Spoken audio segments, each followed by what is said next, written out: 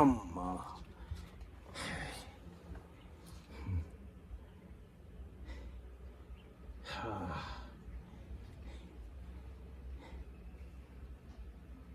අයියේ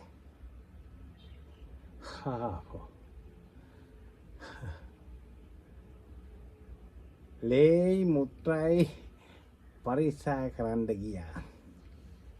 අයියා දීපු සල්ලි වලින්. ඔව් කොලෙජ් ගියා.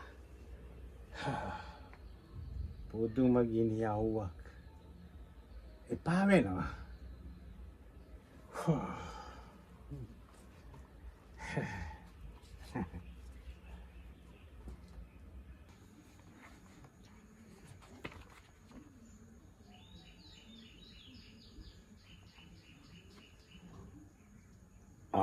මල්ලි පොලේ ගිහිල්ලා මහන්සි ඇතිනේ. ඇයි ඉතින් ලේට් චෙක් කරන්න ඕනේ මුත්‍රා චෙක් කරන්න එපා. ඒවා කරගත්තද? මොකද මං ඔය සල්ලි දුන්නේ ඔය කකුල් ඉදිමෙන එක දනිස් ඉදිමෙන එක එච්චර හොඳ දෙයක් නෙමෙයි. වකුගඩු වලටත් බලපානවා.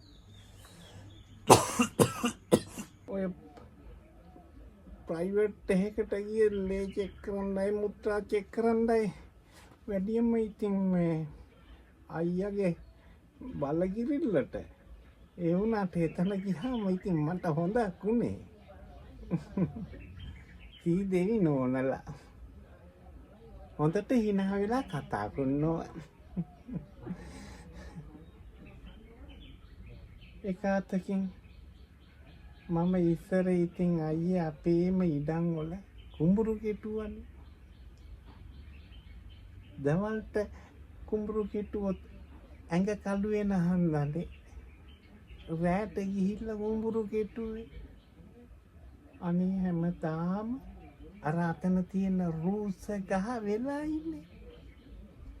ඔතෙන්ට මහා හොල්මන් වෙලාවේ එක පාරටම විශාල බස් එකක් ඇවිල්ලා අත්තේ වහනවා. වහලා ඉවර වෙලා බස් ආයේ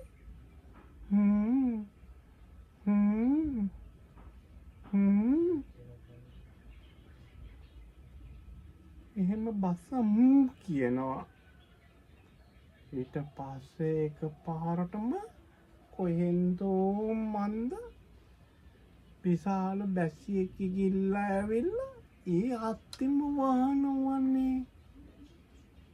ඒ බැස්සි බස්ස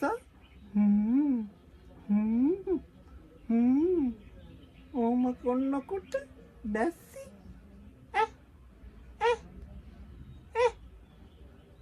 ඕම කරලා ඉවර වෙලා බස්ස ගාවට කිට්ටු වෙලා රහස් දොඩනවා. මම ඉතින් අර රාත්‍රී කුඹුරු කොටලා මේ ජවුසම දිහා බලන් ඉන්නකොට මගේ හිතට නිකන් මොකද්ද පාළුවක් දැනෙනවා. ඔන්න ඔය බස්සයි බැස්සි හන්ද තමයි මන්ට කුඹුරු කොටන්න බැරුව ගියේ.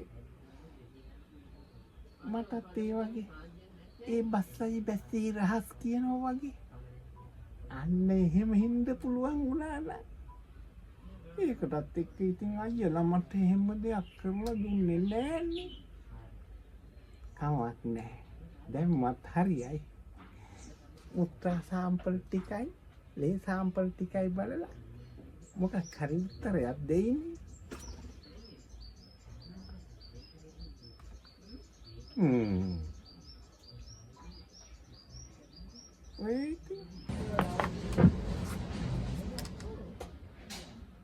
අයියේ මේක තමයි මුත්‍රා සාම්පලේ. ඉතින්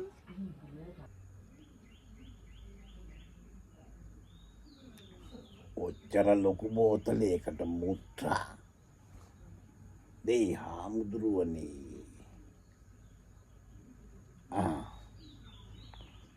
ගෙදර බෝතලේ සවුත්තු කළා. අයියෝ බඩු මල්ලත් මං බෑ කරේ තියන් තමයි ආවේ. ඒ වත්තනින් තන දාන්න පුළුවන් නේ. බැරි වෙලා හොරු ගත්තා.